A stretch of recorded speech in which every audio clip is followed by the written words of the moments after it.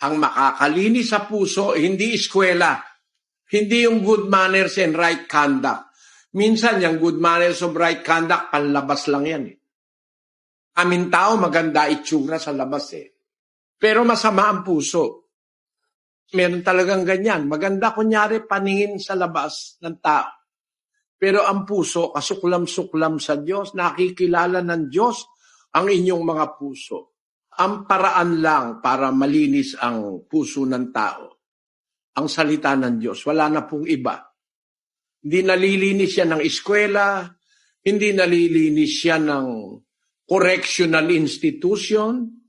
Ang survey, ito, ang survey, ang worldwide survey, therapy sa mga prison, sa mga kulungan, binibigyan ng mga doktor, ng mga psychiatrist, saka mga philosopher, mga kung ano-ano.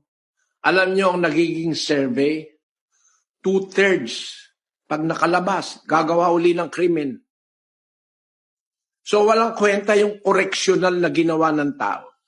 Pagka walang salita ng Diyos, hindi talagang bubuti ang tao.